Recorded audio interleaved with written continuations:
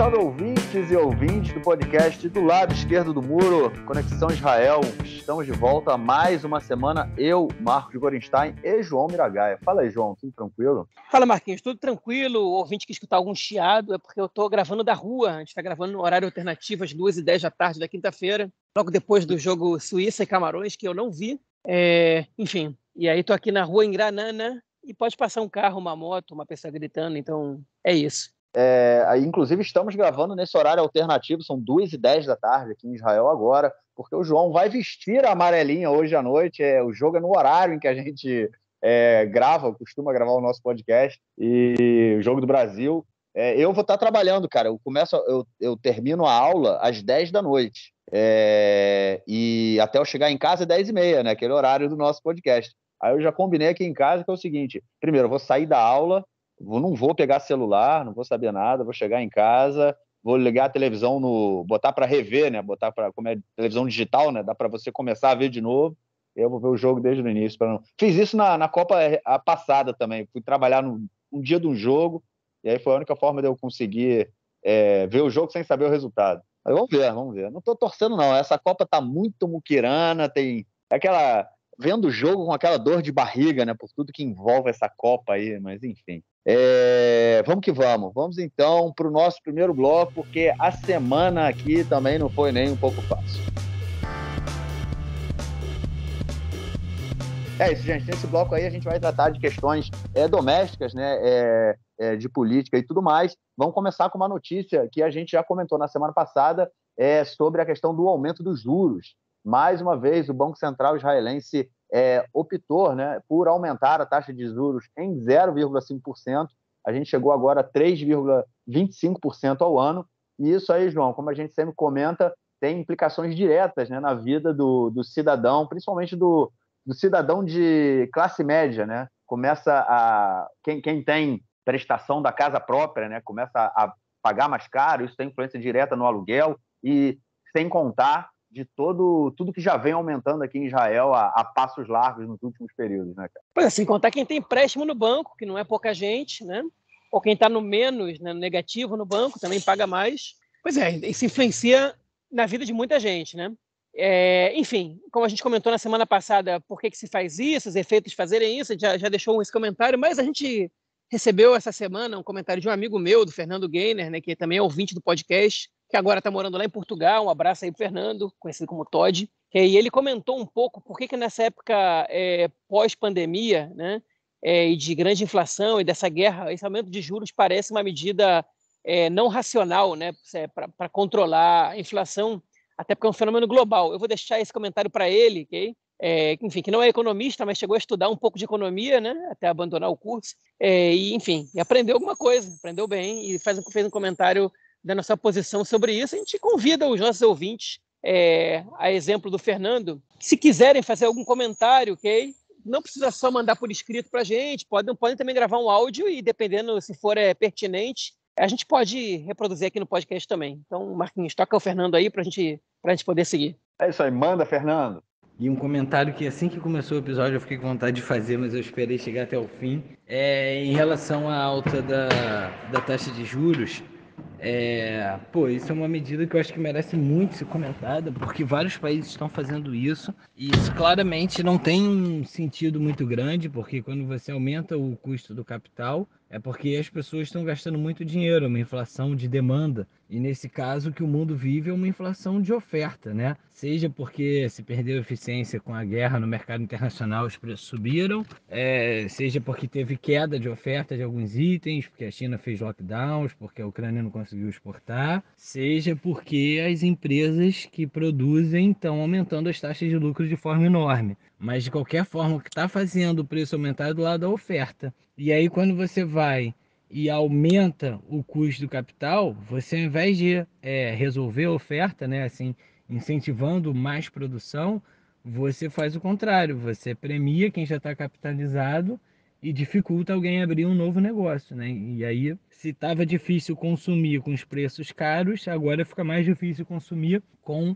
o dinheiro caro, o que impacta no valor da prestação, né, da compra da casa, do carro e tudo mais. Então você dificulta mais ainda o consumo e premia o capital. É uma medida que não parece fazer muito sentido econômico e não parece ter muito resultado na contenção da inflação de oferta. Eu acho que isso é uma coisa que não se espera um resultado na contenção de uma inflação de oferta aumentando a taxa de juros. Agora, por que está todo mundo fazendo isso? Parece ser mais uma receita neoliberal do que um reflexo neoliberal, talvez mais do que uma receita para esse caso específico, do que uma medida com evidências de resultado no curto prazo. Como acontece quando você aumenta os juros e tem uma inflação de demanda, no curto prazo você já sente que as pessoas param um pouco de consumir, porque o dinheiro ficou mais caro no dia seguinte. Valeu, Fernando. Brigadão pelo seu comentário. Te esperamos sempre que você quiser. E terminei agora estilo Nelsinho, né? Estilo comentário do Nelsinho. É isso. Vamos então para a nossa próxima notícia do bloco, e aí entrando na questão política, na discussão, né, que vem sendo feita para a construção do próximo governo, da próxima coalizão. Netanyahu achou que ia rapidinho montar o governo, né, João? A gente comentou isso no episódio passado. Ele, no domingo passado, na segunda passada... Não, é isso, né? Na semana passada queria que o governo já tivesse tomado posse, mas, enfim, a gente não está próximo disso acontecer, muito pelo contrário.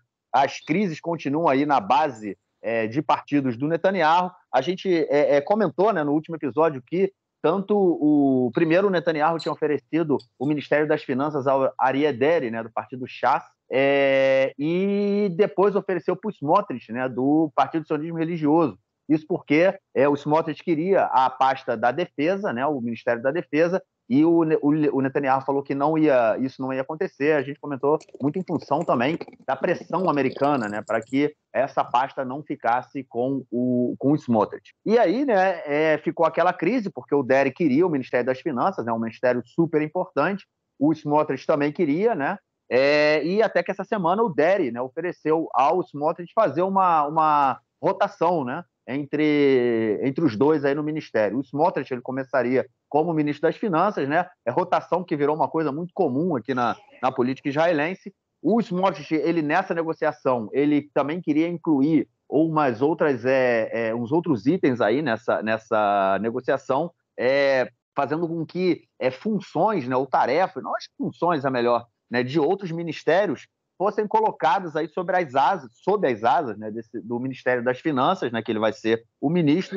para que ele possa interferir, né? E essas funções que ele queria pegar eram principalmente funções do Ministério da Defesa, né, que ele não vai receber, como eu falei ainda há pouco, e mais, enfim, funções do Ministério da Defesa em relação à construção na Cisjordânia, a própria relação com os palestinos, ele queria que ficasse também sob o Ministério das Finanças. Não tem absolutamente nada a ver, né, mas ele queria que isso acontecesse justamente para ele poder, enfim, ter aí mais influência, né? O Bibi, em contrapartida, ofereceu ao Deri, né, cara, além do Ministério do Interior, o Ministério dos Transportes, né, por conta aí dessa rotação que ele vai fazer com o Smotrich. Isso aí causou mais problema na coalizão, porque dá ciúme, né, cara? Se o Deri está ganhando mais um ministério importante, que é o Ministério dos Transportes, as outras pessoas também querem mais ministérios, também querem mais cargos, outros partidos, né? E aí o Ben-Gvir, ele que já tem 2 ministérios, né, que um deles é o Ministério da Segurança Pública, ele falou que quer mais um ministério para o seu partido, e o partido Yadut Torá também falou que também quer mais um ministro ou um vice-ministro aí para o seu partido. João, vão ser cerca aí de 30 ministros e vice-ministros no próximo governo. É muita gente para mamar na teta, né, cara? Pois é, um governo com poucos partidos, a princípio, né? Pelo menos em comparação ao último, a gente estava falando de uma coalizão de 8 partidos e 7 partidos no governo, sendo que, enfim, em alguns partidos a gente tinha mais de uma força ali, mais de uma CIA, como se diz, né? Em transição para esse último governo, que você tem um partido que tem metade das cadeiras, né? E basicamente outros 3 partidos, outros 5 partidos, mas juntos em 3, você tinha a oportunidade de reduzir o número de ministérios.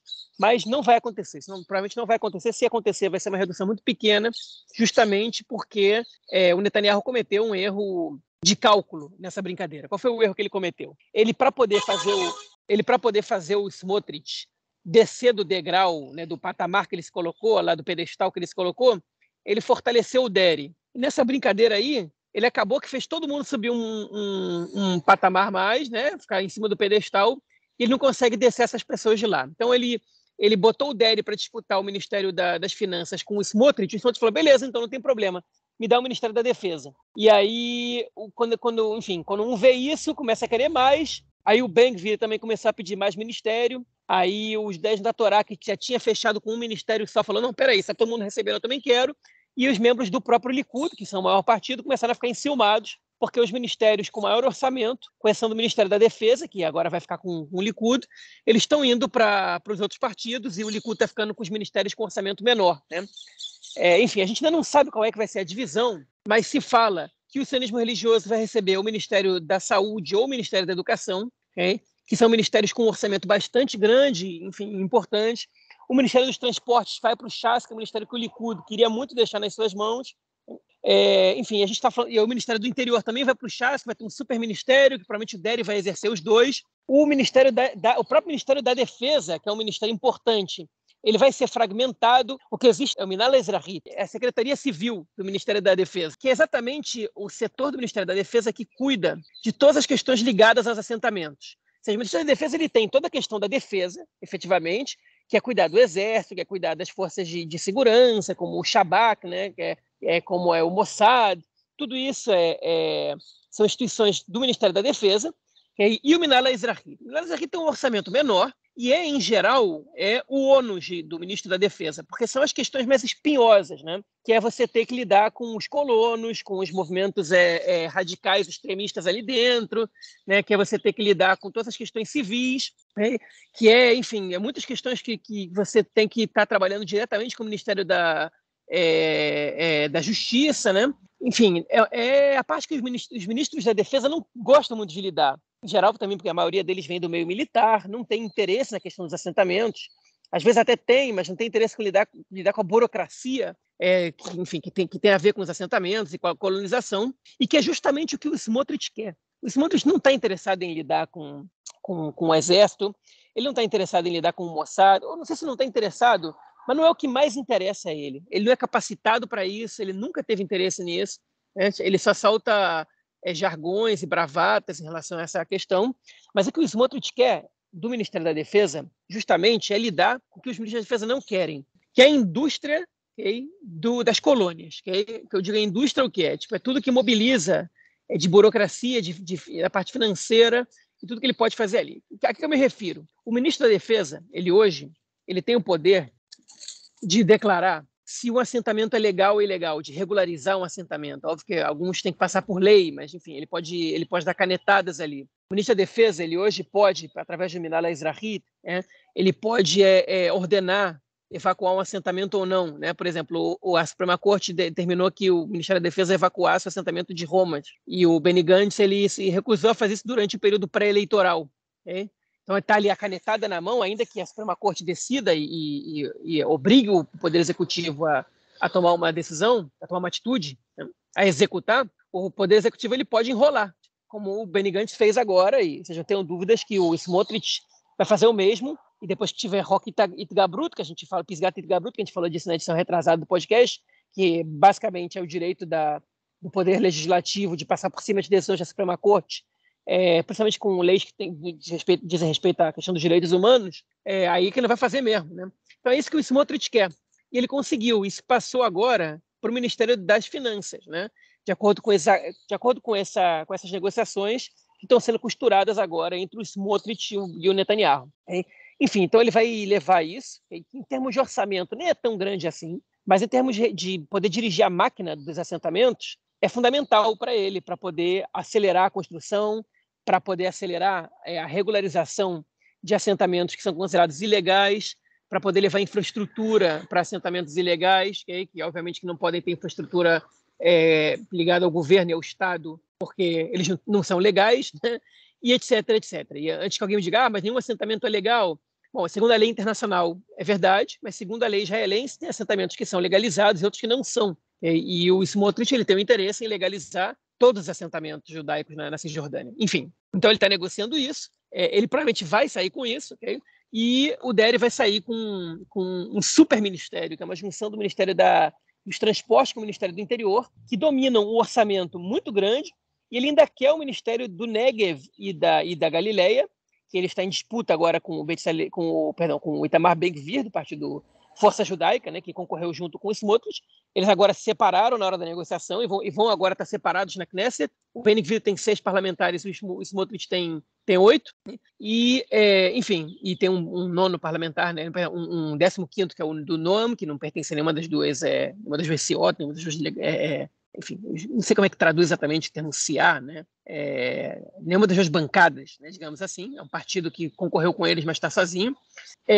Mas, enfim, eles estão aí, os dois disputando esse partido, que é um partido que tem os dois disputando esse ministério, que é um ministério que tem um orçamento um pouco menor, mas ele não tem fiscalização. Então é um orçamento muito mais livre, que você pode direcionar para onde você quiser. E o Ben-Gvir, ele quer misturar, né, ele quer, na verdade, associar esse orçamento ao orçamento do Ministério da Segurança Pública, né, que é basicamente a polícia, e ele, enfim, que é o que ele vai comandar a partir do momento que esse governo fechar o acordo de coalizão. Enfim, e o Partido Judeu da Torá agora também quer mais um ministério, e aí o Likud entrou na briga, o Israel Katz, que é ex-ministro de um monte de coisa, dos transportes, do exterior, das finanças, ele caiu muito nas internas do Likud. Ele disse que se ele não recebeu um ministério do alto escalão, ele não vai nem participar do governo, e o Likud deve dar agora... o Likud vai ter na sua mão 3 ministérios importantes, né, que certamente vão ter, que é o Ministério da Justiça, que deve ficar com Yariv Levin, o fiel escudeiro do Netanyahu, o Ministério da Defesa, que vai ficar entre o Yoav Gallant e o Avi Dichter, né, que são 2 membros do Likud que são ligados à defesa, historicamente. O Avi Dichter foi chefe do Shabak, né, que é o Serviço de Segurança Nacional, e o Yoav Gallant foi general das Forças Armadas, e o Ministério do Exterior. Ministro da Educação. Ele foi ministro da Educação também, é verdade. Por um ano. Ridículo, e o né? outro, Ridículo. enfim. E o outro ministério importante do Likud, que o Likud vai ter o Ministério das Relações Exteriores, né, que o Netanyahu queria dar para o Ron Dolmer, que eu falei um pouco dele da semana passada, que é um ex-embaixador de Israel nos Estados Unidos, que tem um problema muito sério com o Partido Democrata. Ele é muito odiado, ele é odiado pelos democratas, inclusive a Nancy Pelosi, quando o Netanyahu, quando o Biden assumiu o comando, e que enfim, ela quando assumiu a Secretaria de Estado, ela fez uma cerimônia, um coquetel, dizendo que por essa porta aqui o Ron Dolmer não entra mais, né? Para vocês verem o nível de má relação que ele tem. Ele foi embaixador de Israel durante a época que o Obama foi presidente dos Estados Unidos. Então, enfim, ele é um cara que não é muito querido, nem um pouco querido lá, mas o governo ele tem ele tem um bom círculo entre os republicanos, mas ele está sendo muito criticado. Essa nomeação está sendo muito criticada porque, se o Smotrich fosse ser o ministro da Defesa, ter um ministro do Exterior também não muito querido pelos democratas podia ser um problema para o governo Netanyahu durante todo o período que o Biden for presidente dos Estados Unidos. Mas, aparentemente, o Smotrich não vai ser o ministro da Defesa, então o Netanyahu vai poder indicar essa pessoa, que é um quadro do Likud, mas não está na lista ali, né? Ele não é deputado, não foi eleito. Então vai ter pressão ali também para alguém do Likud, alguém ali dentro do quadro do Likud, assumir esse ministério, embora o Netanyahu possa fazer mais ou menos o que ele quiser ali, né? Mas a gente já está vendo insatisfações ali dentro do Likud, e a única pessoa que abriu a boca até agora é o David Bitan, do Likud,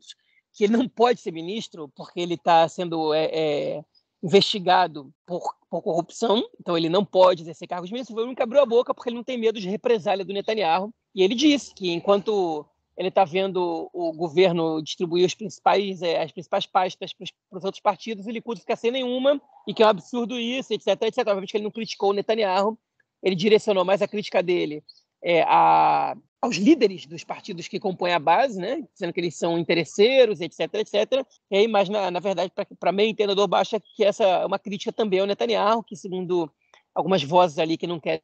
Enfim, mas basicamente é isso, né? Enfim, o Likud é insatisfeito, os outros partidos tentando sugar o Netanyahu. E ontem, a gente vai comentar isso no próximo bloco, mas com o atentado que aconteceu ontem em Jerusalém, os 2 atentados, eu entrei nas páginas de Twitter do Smotrich, do Moshe Gafni, do Ben-Gvir, né?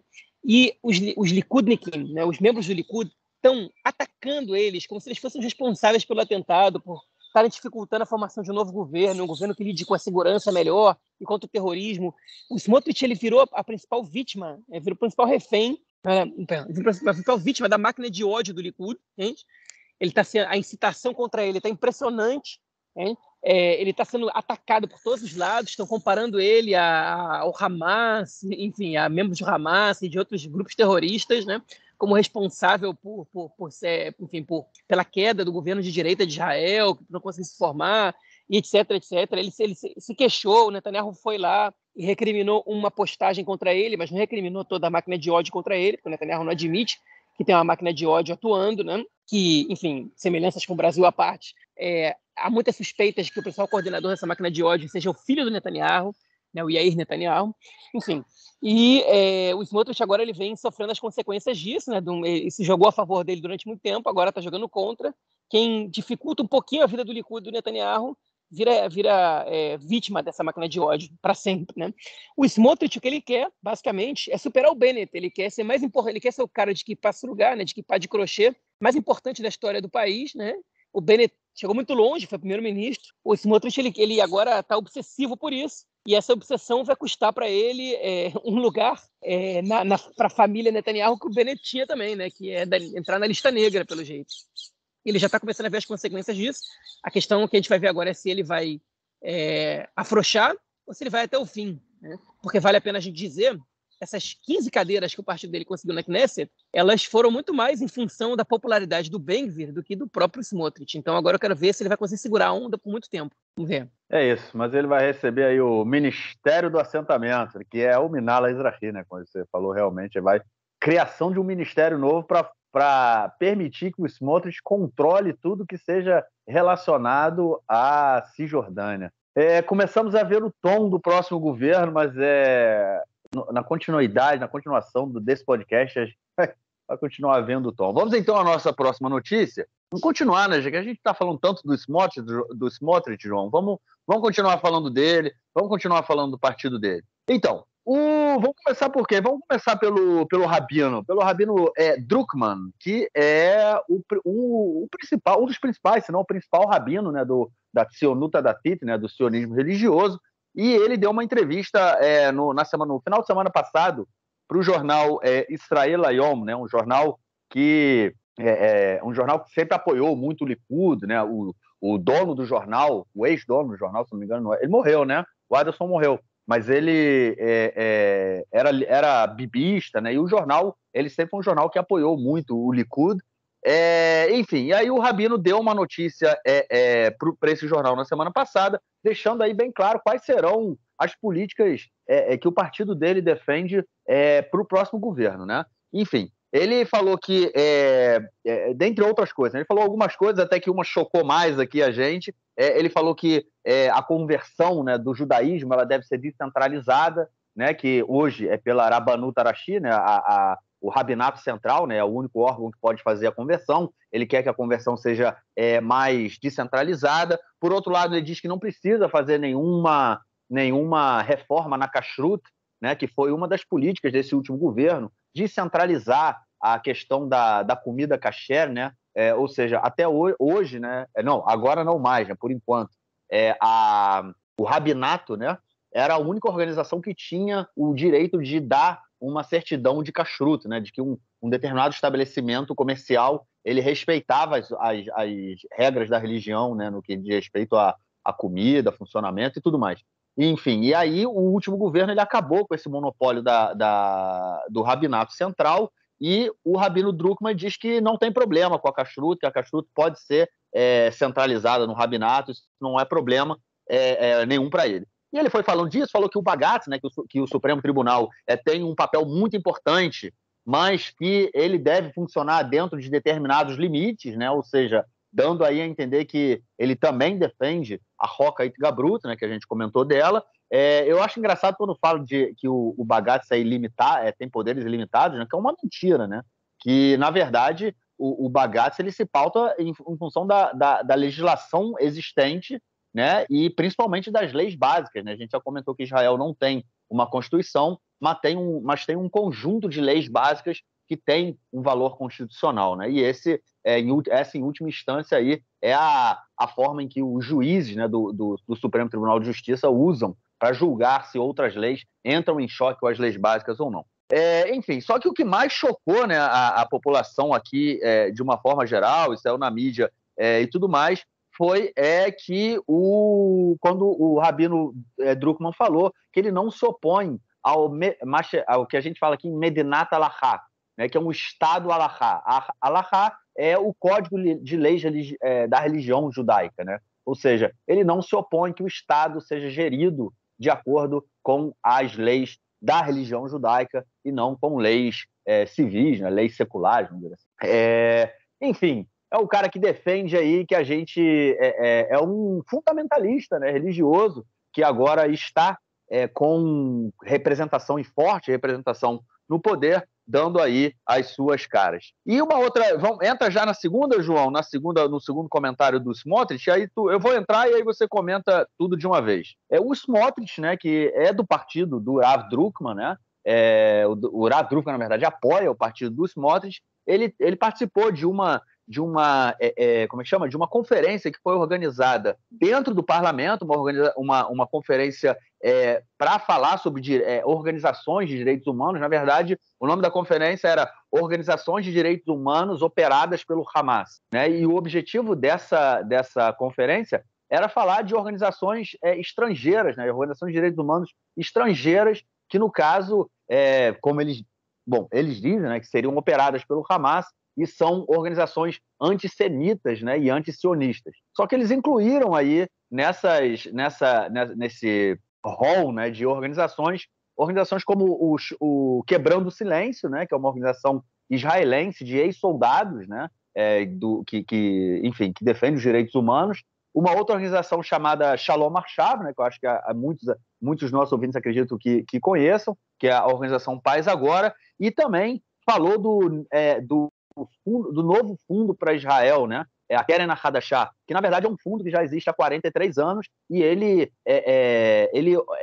como é que chama? Ele apoia, né, incentiva diversas iniciativas relacionadas aí à população civil, né, no que diz respeito a direitos humanos, direito da população LGBT, direito das minorias, enfim, da sociedade civil israelense, né? É uma organização que investe na democratização da sociedade civil israelense. E sobrou para eles também uma série de críticas aí do Smotrich. Até que ele falou que essas organizações como um todo, né, elas deveriam ser tratadas, que elas são, na verdade, um problema existencial para Israel e que Israel deveria operar para cortar, né, os seus fundos, a sua fonte aí de respirar, para que elas, enfim, pudessem desaparecer, e também que o governo deveria usar de formas legais, né, para combater essas entidades.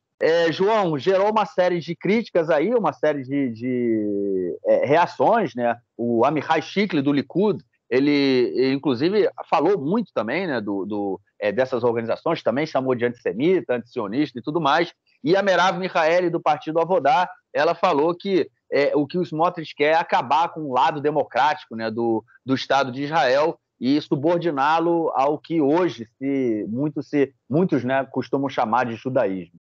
João, tanto o Rav Druckmann quanto o Smotrich, cada um na sua área, né, um na área da política como, né, direitos humanos e tudo mais, outro na área da religião, mostrando aí a sua cara e mostrando aí o que esse partido vai defender para o próximo governo, né? Pois é, agora eu vou falar. O Rav Druckmann, né, ele é como se fosse uma espécie de guia espiritual do partido do Smotrich. Mas a diferença dos partidos ortodoxos, os sionistas religiosos, eles não seguem à risca o que os rabinos fazem, né? Eles não vão consultar o rabino na hora de tomar uma atitude, né? E você não vota no rabino. Então, o rabino diz uma coisa, não necessariamente os políticos vão endossar o que disse o rabino. Por exemplo, o Bennett também ia se consultar com o Rav Druckmann, e o Bennett sempre se mostrou contrário a isso, pelo menos no discurso, né? Bom, na prática também acho que ele não trabalhou, pelo menos quando foi primeiro-ministro, né, em prol dessa ideia. Quando ele foi ministro da Educação, na verdade, talvez um pouco ele tenha feito por isso, sim. Um pouco não, bastante, eu diria. Mas, enfim, ainda que eles não necessariamente tenham que endossar o que diz o rabino, a gente vê uma semelhança de comportamentos, né, entre, enfim, ou pelo menos uma semelhança, uma obediência na prática, ao discurso teórico desses rabinos muito grande. Existe uma conexão, né, espiritual entre o que diz o rabino. Eles não têm que prestar contas ao rabino, mas na prática eles atuam de acordo com o que pensam esses rabinos, né? O Smotrich não vai dizer isso, nem o Ben-Gvir é mais inteligente ainda do ponto de vista político. Eles não repetem essas mesmas frases, porque eles sabem que soa mal para um político dizer essas frases. Então eles deixam o rabino dizer, sei lá, isso quem disse foi o rabino, não fui eu, não tem nada a ver com isso. Respeito esse rabino, diz muitas coisas boas, mas nesse ponto não concordo exatamente com o que ele diz. Essa é a resposta clássica, né, do que eles têm para dizer. Mas o rabino dizer isso abertamente, embora não me surpreenda em nada, eu já vi o Rav Druckmann dizer coisas do gênero, ou até piores, hein? Enfim, ele só mostra como, aos pouquinhos, algumas questões vão saindo do armário. Por exemplo, o comentário do Smotrich sobre os direitos humanos não surpreende nada vindo de quem veio, né? Ele diz que essas pessoas, você tem que lutar contra as violações de direitos humanos, seja através da lei ou de medidas relacionadas à defesa, né? O que é relacionadas à defesa? É botar na cadeia pessoas que atuem em prol dos direitos humanos, é criminalizar os direitos humanos do ponto de vista militar, né? É você atirar nessas pessoas, né? Ou seja, o problema, na verdade, dessa questão não é o Smotrich dizer coisas que a gente já sabia que ele pensava e que talvez ele já até tenha dito antes, mas sim ele dizer isso como ministro das Finanças, né? Mas é um ministro do Estado dizer uma coisa dessas. Esse é o problema, né? E eu complemento a esses absurdos ditos essa semana um comentário que o Ben-Gvir disse logo depois do atentado, que foi dizer que logo depois disso ele fez uma série de comentários absurdos sobre como você tem que voltar à política de assassinatos seletivos e de fechar as entradas e saídas para as aldeias e assentamentos de onde vieram os terroristas, e destruir a casa deles, etc. E uma jornalista da Galei Tzahal, que é a rádio do Exército, ela disse que esse tipo de comentário ela gera escaladas de violência. E aí o Smotrich disse que o Ben-Gvir foi à cadeia nacional e a conta do Twitter dele dizendo que ela estava incitando contra ele e que ela estava promovendo ódio e que ele não é a favor de calar a boca de ninguém, de silenciar ninguém, mas que ele ia trabalhar para que ela fosse demitida da rádio do Exército, né? Enfim, então eu não sou contra calar ninguém, mas eu quero calar essa mulher. Ou seja, não pode me criticar, porque ela não incitou coisa nenhuma contra ele, ela criticou o que ele disse. Ele criticou a política do Estado, ela criticou o que ele disse. Qual o problema, né? Enfim, não incitou nada contra ele que é o mestre da incitação, né? Desde a época do assassinato do Rabin, não tem moral nenhuma para posar de vítima nisso aí. Mas enfim, então são 3 comentários que você diria... São 3 ultra radicais que estão dizendo besteira, como sempre, que não são democráticos. O problema é que essas pessoas estão falando agora em condições de líder espiritual de um partido na Knesset, né? Do governo, de potencial ministro, potencial não, na verdade, virtual ministro das Finanças e virtual ministro da Polícia, né? Enfim, da Segurança Pública. Isso é muito preocupante, né? E mostra o cenário que a gente vai viver agora, um cenário que a legitimidade para o radicalismo, para o fascismo, ela tá posta aí, né, à prova, né, e para cada um vai poder entender o que quiser, né, porque as pessoas vão se sentir autorizadas a fazer o que quiserem. A gente viu isso acontecer em vários outros países, não vou nem citar nomes agora, o ouvinte sabe muito bem o que eu estou referindo. Já viu isso ser legitimizado em Israel também, mas agora chegou no nível extremo de legitimação em Israel, né? Não chegou no máximo, as pessoas podem chegar ao cargo de primeiro-ministro também, e ao Ministério da Defesa, né? Ainda não chegaram a tanto, mas o estrago vai ser muito grande. Vocês podem esperar aí. Ô, João, a gente pode chamar o Ben-Gvir de Benedetto Gvir, cara? Itamar Benedetto Gvir. Eu acho que cabe bem nele, cara. Cabe bem. Os ouvintes que... A tradução é parecida, né? Pois Benedetto. É ele mesmo. Bom, vamos então à nossa próxima notícia do bloco. Será que os ouvintes já cansaram de ouvir sobre o partido Yadut Torá? Eu não sei, cara. Se não cansaram, eu espero que não tenham cansado, porque a gente vai continuar falando deles. Enfim, mais uma vez, nosso querido Bezalel Smotrich e o partido Yadut Torá, mais uma vez, querem trazer um projeto de lei, mais uma informação que foi passada aí pelo jornal Israel Hayom. Eles querem incluir na discussão da coalizão, do acordo de coalizão, uma lei que ela mude, né, um pouco porque vamos dizer assim, uma lei que ela não criminalize a separação entre homens e mulheres em eventos públicos. O que significa? Que ela regularize. Regulariza, isso, exatamente. Porque até o momento, muitas vezes, quando a parte, né, algum evento religioso, os religiosos eles querem colocar e fazer uma separação, né, entre homens e mulheres nos eventos, e isso muitas vezes acaba tendo aí a posição contrária, né, da justiça, e já teve evento que foi cancelado por causa disso, já teve confusão, enfim. E agora eles querem criar uma lei que regulariza, né? Obrigado aí pela palavra que faltou, regulariza esse tipo de separação nesses eventos. Porém, não são só em eventos, eles também querem que isso seja aprovado aí para colégios, né, para serviços públicos, ou seja, você pode ir, de repente, a uma filial do Serviço Nacional de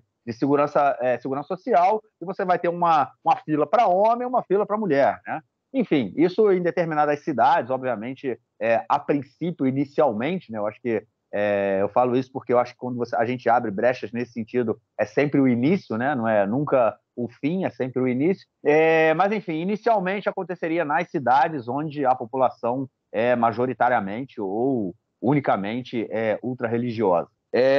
João, eu me lembro de, assim, pouco tempo depois de eu ter chegado em Israel, em ônibus em Jerusalém, já ter participado, inclusive, de discussões quentes em que mulheres muitas vezes eram coagidas a não ficar no ônibus por cidadãos ultra-religiosos que achavam que a parte de trás do ônibus era só para homens e a parte da frente só para mulheres.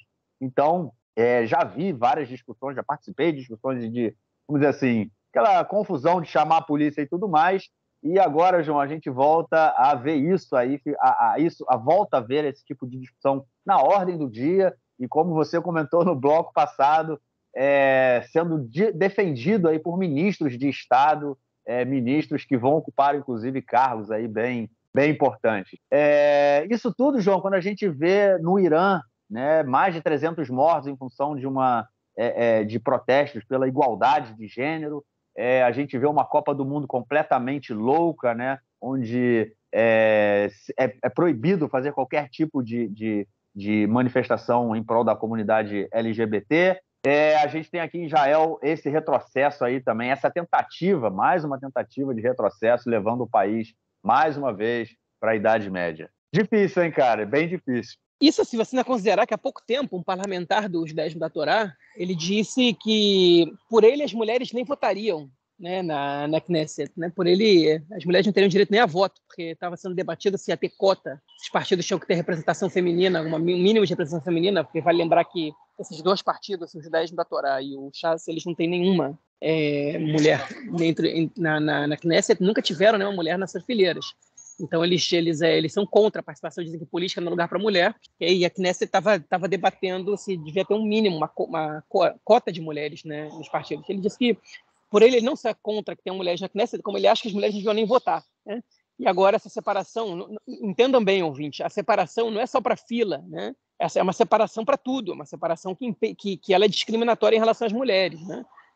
Seria excluir as mulheres dos postos de combatentes no Exército, né? O Exército com os ortodoxos nem servem, diga-se de passagem, e por aí vai. Então, enfim, seria uma legislação discriminatória, mais uma, enfim, é um retrocesso gigantesco, né? E o Netanyahu teve que vir a público para dizer que a comunidade LGBT não vai perder nenhum direito, não vão retroceder em nenhum direito dos já conquistados.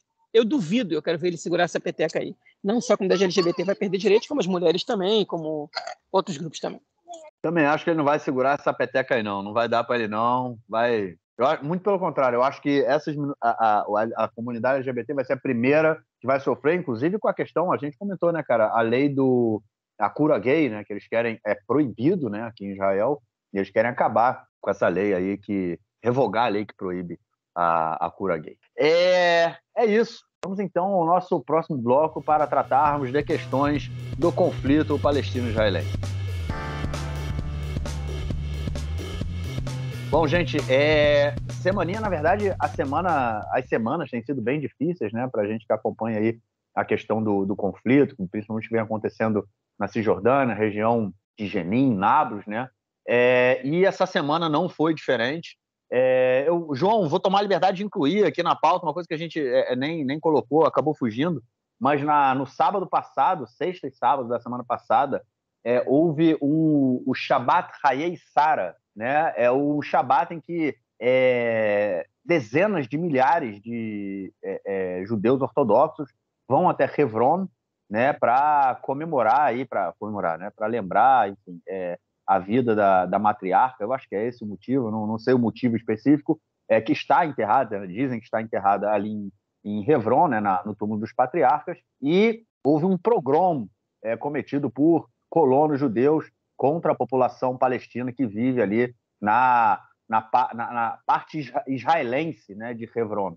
É uma parte onde moram 25 mil palestinos, 600 israelenses. Nessa semana, como eu falei, né, foram dezenas de milhares de pessoas foram até Hebron, e não todos eles, mas parte deles saiu pelas ruas não vou nem dizer cidade, né, porque é uma região bem pequena, mas enfim, saiu ali pelas ruas da colônia judaica em Hebron, atacando os palestinos, quebrando, jogando pedras em suas casas, destruindo suas propriedades, enfim.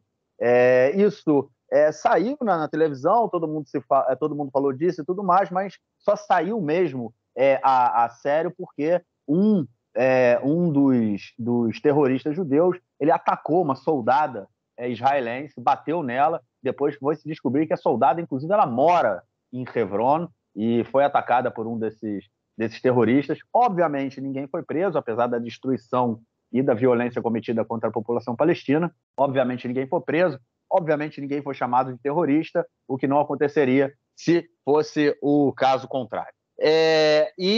Tivemos também, né, na continuidade aí da semana, uma série de atentados e ataques e morte. A primeira dela, vamos começar então um pouco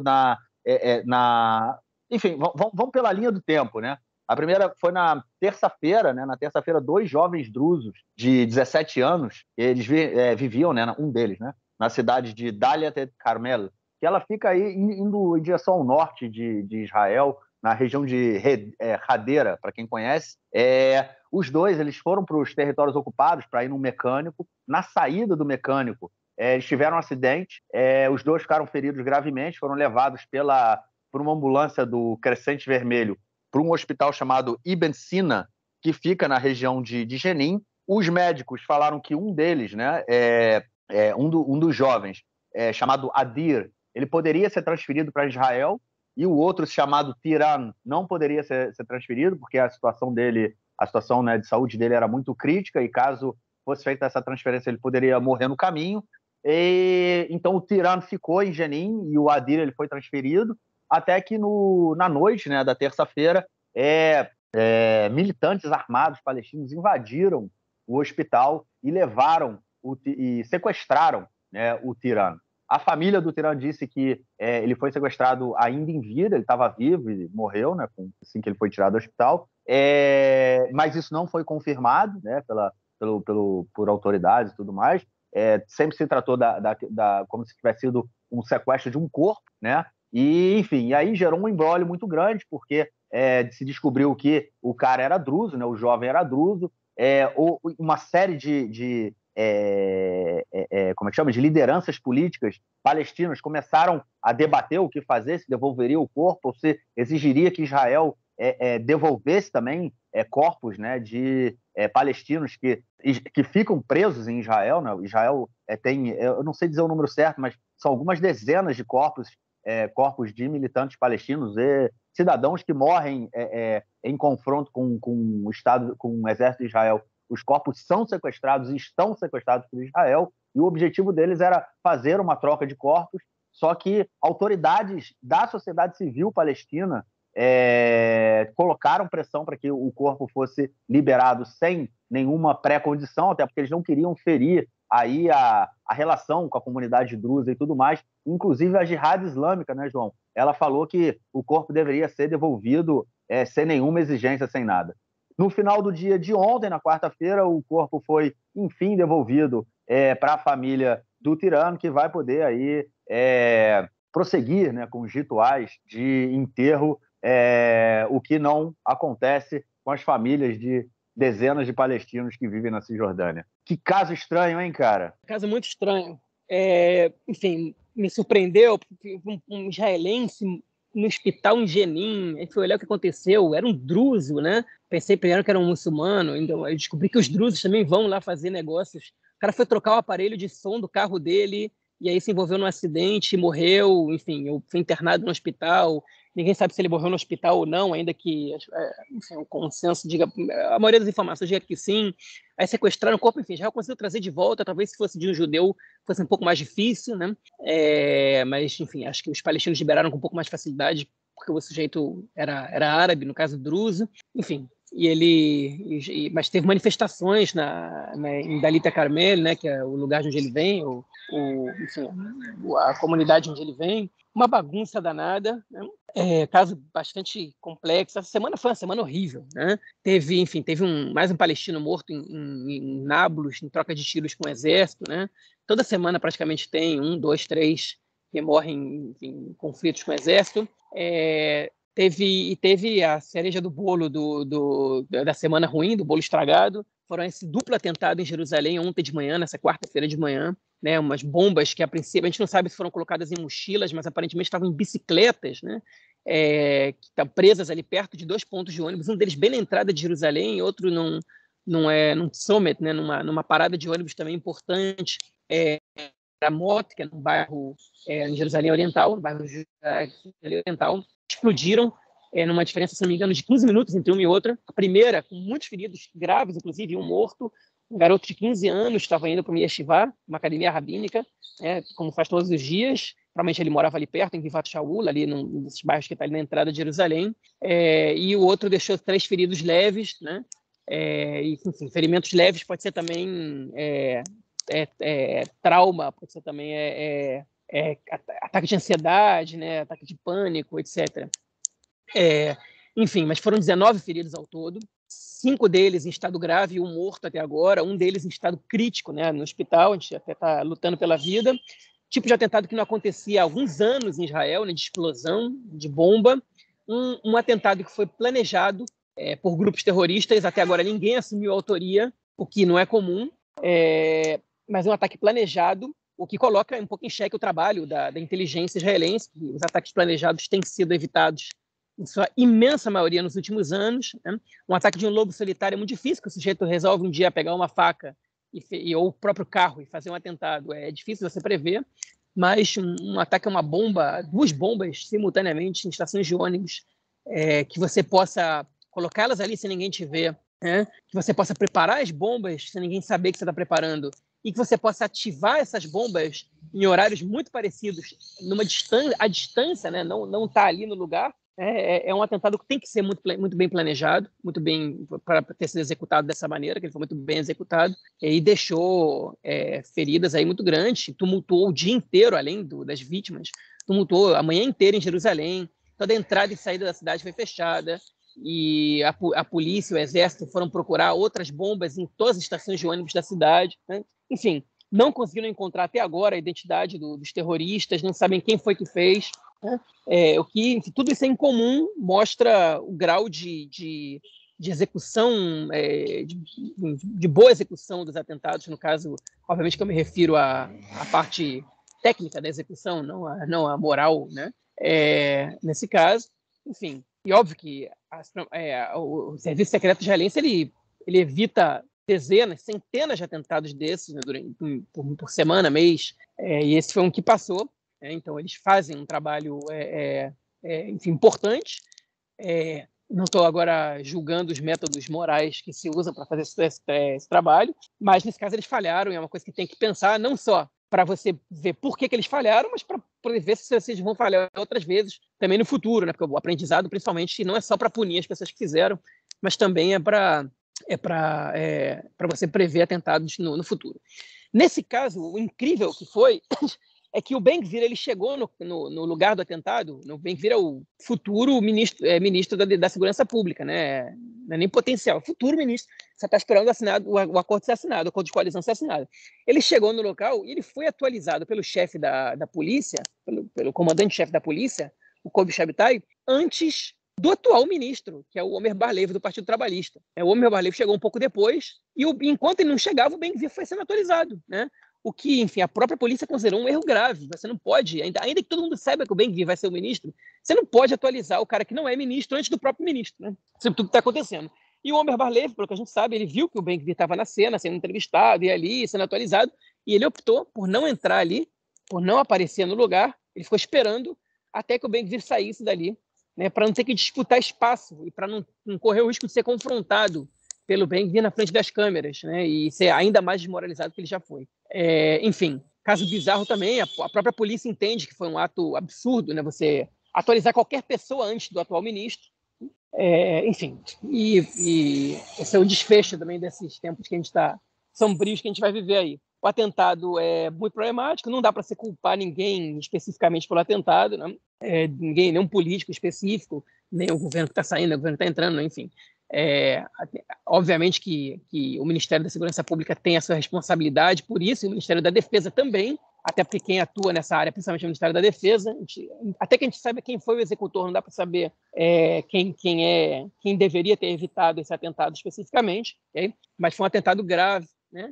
E que, obviamente, dá sequência a essa roda de tensões que a gente está vivendo há bastante tempo já, que ainda não escalaram bastante a um nível de guerra, mas eles também não tranquilizam, né? Numa semana que os Estados Unidos mandaram uma mensagem muito clara para o novo governo israelense de que a autoridade palestina ela está a gente já sabe disso há um tempo, né, mas que parece que a situação está pior do que nunca, né? Que a autoridade palestina está em vias de ser destruída, de ser despossada, né? A liderança do Abu Mazen, do Mahmoud Abbas, ela é mais fraca que nunca, e o governo ele está, enfim, o governo, toda a autoridade palestina está em vias de cair agora a qualquer momento. E isso é ruim para Israel. Não importa de que lado você esteja, você tem que entender que isso é ruim, porque se a autoridade palestina é derrubada, não vai ser por forças moderadas, né? Vai ser por forças mais radicais. Enfim, tudo isso no contexto de uma outra notícia que a gente não botou na pauta, né? E muito bem lembrado por você, esse pogrom em Hebron, Marquinhos, eu esqueci realmente, porque ele foi logo depois, né? Ele foi logo no início da semana, foi logo no sábado à noite, ou no domingo, não sei. Mas, enfim, ou na própria sexta-feira, depois que a gente gravou na semana passada.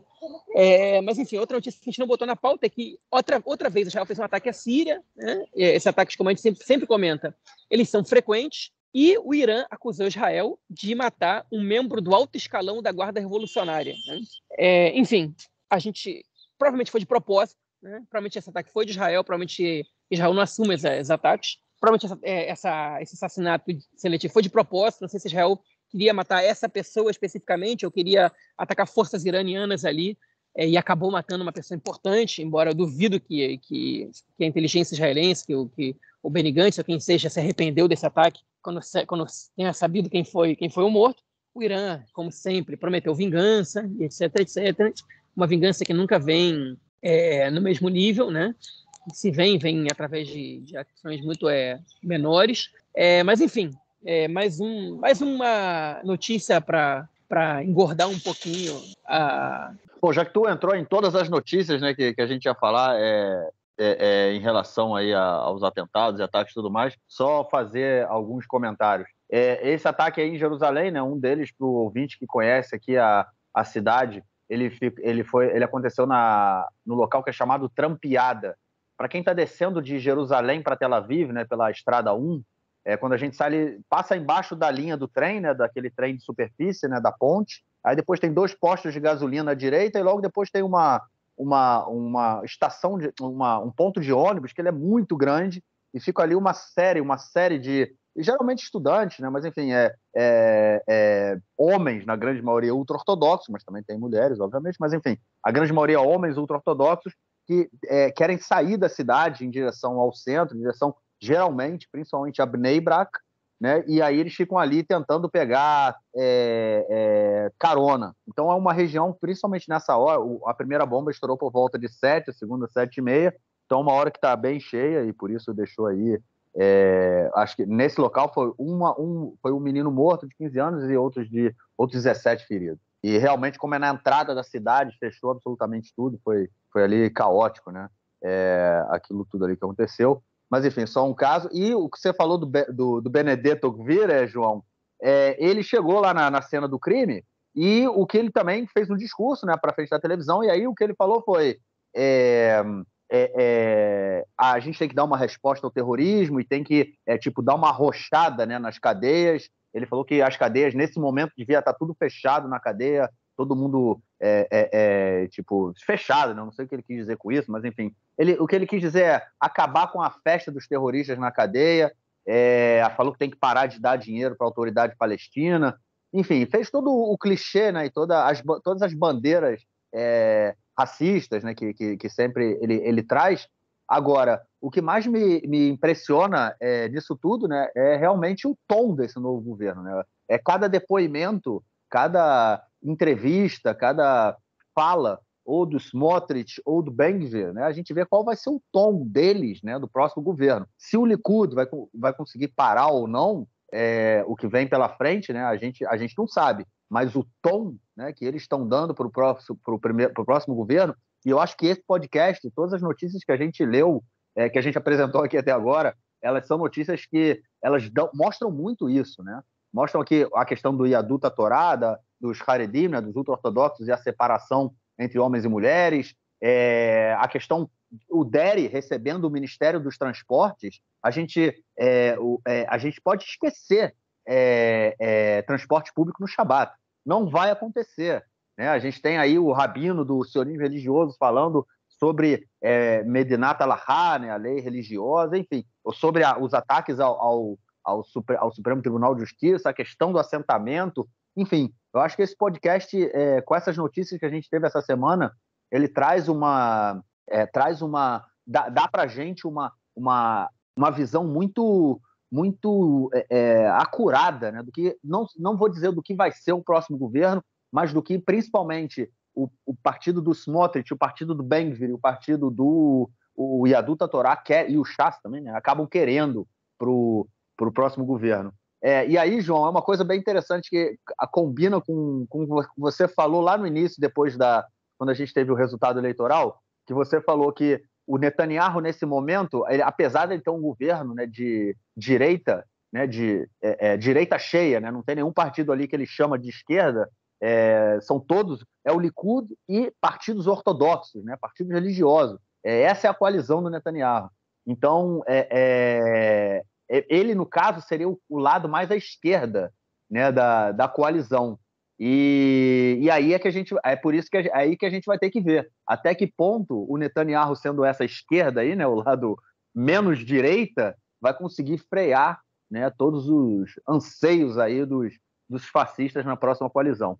Ele não vai conseguir fazer muita coisa, né, até porque os caras estão tentando amarrar tudo, né, no acordo de coalizão que está sendo feito, mas é meio assustador, né? A gente vê aí essa semana, resumindo essa semana, né, do que pode ser daqui para frente no país. E só para eu terminar o meu comentário sobre a violência, né, na Cisjordânia também, você comentou aí do menino que foi morto em Nablus, né, também foi um menino de 16 anos de idade, tomou um tiro no peito, na região de Nablus, e lembrando que ali naquela região onde fica o túmulo de José, né, o túmulo de Yosef, e o exército, no dia em que esse menino foi morto, o exército fez uma incursão grande, né, ele mandou várias tropas para lá, justamente para poder garantir a visita de judeus ao túmulo, né, peregrinos judeus ao túmulo de Yosef, e obviamente que a entrada de Israel nessas regiões, que, se eu não me engano, é a área A,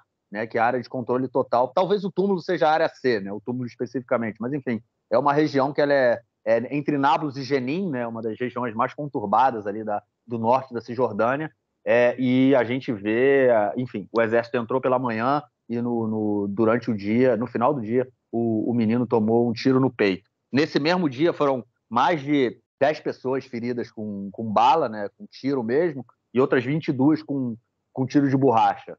Ou seja, só para dar também um panorama um pouco, a gente sempre fala da violência na Cisjordânia, mas a gente acaba trazendo o número de mortos, né, as pessoas que acabam sendo mortas, mas a gente nunca fala dos feridos, né? A gente pode imaginar que, enfim, são informações que foram passadas pelo Crescente Vermelho, mas 11 pessoas feridas a tiro ontem na Cisjordânia, ontem na Cisjordânia, eu acho que é um pouco demais, né? Acho que não dá para a gente continuar assim, mas as previsões não são muito boas. Bom, É isso.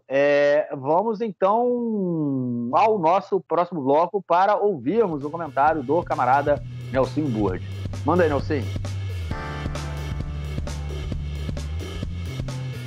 Meu caro Gorenstein, amigos do Conexão Israel, do lado esquerdo do muro, mandar um abraço para o João, que está acompanhando os jogos da Copa do Mundo diretamente, pela televisão. São 4 jogos por dia e o João parado em frente da TV religiosamente. É uma espécie de Ramadã para o João, que o João fica um mês inteiro apenas com os jogos da Copa e esquecendo de todo o resto. Pois o povo israelense faz algo muito parecido. O canal 11 israelense está transmitindo 3, 4 jogos por dia e realmente isso traz uma audiência muito grande, fora os 15 mil israelenses aproximadamente que estão no Catar acompanhando os jogos. Mesmo que Israel não tenha relações diplomáticas com o Catar, o israelense tem uma autorização especial da FIFA para entrar no país e acompanhar todos os jogos ou os jogos que compram os ingressos. Preços de hotéis ou hospedagens mais ou menos recula com o preço daqui de Israel, não é um preço barato, mas a comida lá no Catar é muito mais barata do que aqui em Israel. Um sanduíche como o falafel ou o shawarma sai num preço muito mais em conta do que aqui em Israel. Se aqui em Israel está na casa de 40, 50, lá eles compram por 8, 10. Então está muito mais em conta, o israelense não está sofrendo com os preços tanto quanto os brasileiros. Então fica isso aí, a Liga Israelense de Futebol ou as ligas israelenses de futebol estão paradas, mas o basquete continua. Nós tivemos no começo da semana o clássico entre Maccabi Tel Aviv e Hapoel Tel Aviv, 95-90 para o Maccabi Tel Aviv, que lidera o campeonato, a Liga de Basquete, seguido exatamente pelo Hapoel Tel Aviv. É isso aí, um grande abraço. Valeu, mestre. Brigadão pelo seu comentário e a gente te espera aí na semana que vem. Ô, João, Copa no Catar, né, relativamente perto, israelenses receberam autorização para viajar, né, houve né, não sei se está tendo agora, mas acho que foram 6, 12 voos, alguma coisa assim, operados entre Tel Aviv e Doha, né, uma coisa inédita, nunca tinha acontecido. Comentamos isso aí no episódio passado. A empresa que está fazendo esse traslado aí chama TUS, né, que em hebraico é Voe, só que não é uma empresa israelense, é uma empresa cipriota. Mas, enfim, tem um nome aí em hebraico. Está fazendo esse traslado, mas tem 12 mil, João, 12 mil israelenses foram até o Catar acompanhar a Copa. Quantos iriam se Israel estivesse na Copa, João? Muito mais. Com certeza muito mais, não sei dizer. Foram 12 mil. Palestinos também foram para a Copa, né? Eles foram liberados também para ir por Israel, foi parte do acordo. Eu tenho um amigo que está lá, amigo meu e do Nelson, Fabian Klein, que é uruguaio, foi lá torcer para o Uruguai. Mas enfim, não sei, mas aqui só se fala nisso, nos 12 mil israelenses que estão no Catar. É curioso, né? Como eles estão indo lá, se estão sofrendo antissemitismo, se estão sofrendo alguma coisa. Enfim, a gente vai saber depois. Eu acho que a grande maioria deve entrar no Catar com um passaporte talvez estrangeiro, né? Tem muito os israelenses, na verdade, que tem passaporte europeu, passaporte latino-americano, né? Passaporte que vai americano, acaba fazendo essas viagens aí, pode tentar usar outro passaporte. Mas, enfim, teve a liberação. Vai ser interessante realmente ouvir aí na volta. Pelo menos o pessoal da televisão não tem comentado nada sobre... Eu não tenho visto também nenhum comentário sobre isso, sobre algum tipo de agressividade e tudo mais. Porque não tem gente bêbada, né, João? De repente, se tivesse gente bêbada, ia ser mais agressivo, né? Mas a galera cancelou o álcool também no Mundial, né, cara? Tava vendo ontem o jogo da Alemanha, os caras deviam estar muito revoltados, né, cara? No estádio, vendo o jogo, não estavam bêbados, cara. Não estavam bêbados. Deviam estar muito revoltados. É isso. João, algo mais a declarar ou a gente fica por aqui, cara? Não, podemos ficar por aqui mesmo. Beleza, então ficamos por aqui nesta quinta-feira. E vamos ver, acho que a gente volta na quinta, na semana que vem a gente grava, né? Não sei se tem jogo do Brasil, acho que não deve ter, acho que é quinta, não sei quando são os próximos, mas enfim. É sexta. É sexta. Então a gente grava na próxima quinta, naquele nosso horário tradicional, eu possivelmente no meu estúdio móvel e você possivelmente no seu estúdio fixo. Valeu, cara, forte abraço. Abraço, até mais. Valeu.